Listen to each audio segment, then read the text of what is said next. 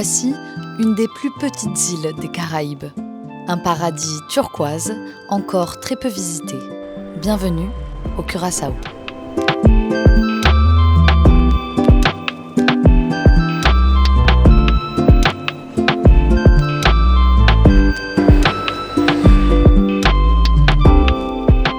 Si ce nom vous dit quelque chose, c'est parce qu'il est aussi celui d'un alcool.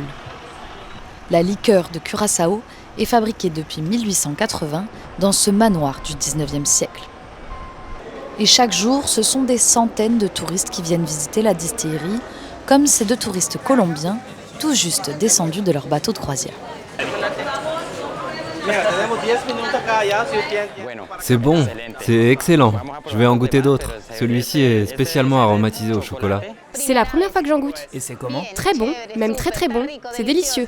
À l'origine transparent, le Curaçao se décline sous plusieurs couleurs. Le bleu étant devenu la plus célèbre, mais peu importe qu'il soit coloré en vert ou en orange, le goût reste le même. Le Curaçao, c'est fabriqué à base de l'aranja. C'est une sorte d'orange qui pousse ici sur l'île. Ce à quoi on ajoute des épices, comme par exemple le clou de girofle et la cardamome.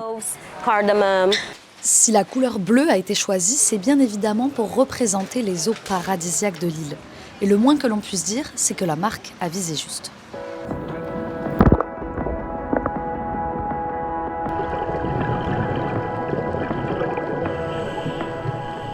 Le Curaçao possède 120 km de littoral et une faune marine étonnante. Avec une cinquantaine de sites de plongée répertoriés, l'île est une destination de choix pour les amateurs d'exploration marine.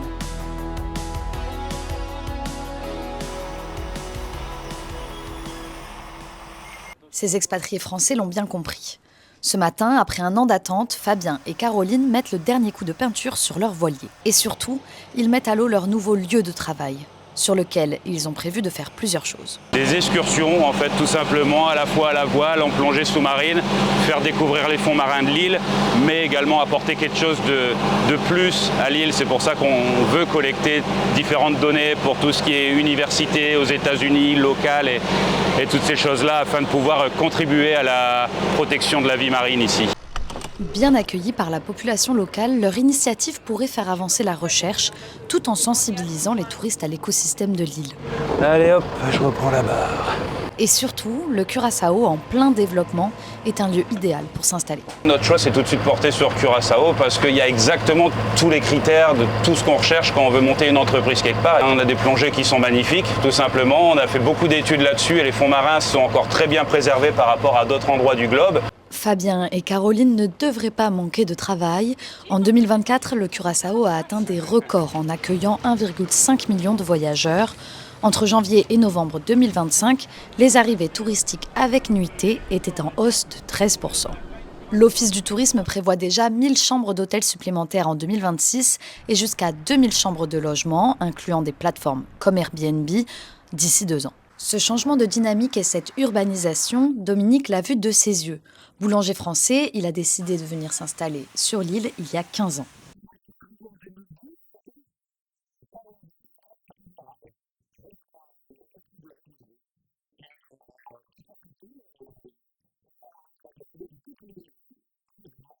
Ce parc est un exemple parmi d'autres de la construction d'infrastructures sur l'île. Celui-ci est public, donc ouvert à tous les Curassiens. En revanche, certains sont essentiellement réservés à une clientèle touristique.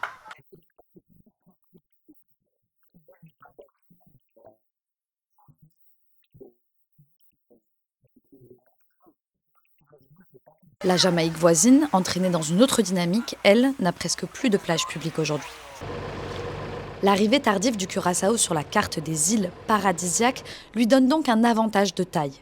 Cette ancienne colonie néerlandaise, indépendante depuis 2010, est passée entre les mailles du filet du tourisme de masse. Et le gouvernement s'offre même le luxe d'essayer de se développer de façon propre. Une association sur l'île a même obtenu des autorisations particulières pour la préservation et l'étude des tortues marines. Aujourd'hui, des dizaines de bénévoles vont plonger et snorkeler pour aller faire une visite médicale à une tortue. Avec eux, de jeunes étudiants des États-Unis qui ont étudié les causes de tumeurs chez les tortues curassiennes. On a fait des recherches l'an dernier avec notre professeur, Dr Ashley, sur la concentration de métaux lourds dans les algues marines. Les algues sont l'aliment principal des tortues ici, et on s'est rendu compte que Caracas Bay a le taux le plus élevé.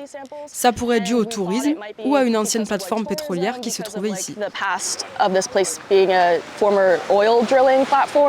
Plusieurs tortues de la baie de Caracas sont monitorées régulièrement.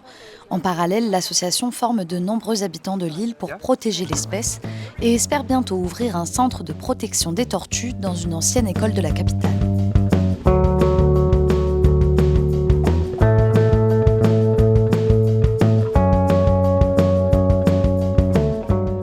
Ici, les plages et les forêts comptent 5 grandes stars. En plus de la tortue, la chèvre sauvage, le caracara, le flamant rose et le troupial pour la famille des oiseaux, et enfin l'iguane. Ce dernier se retrouve partout, même dans l'assiette.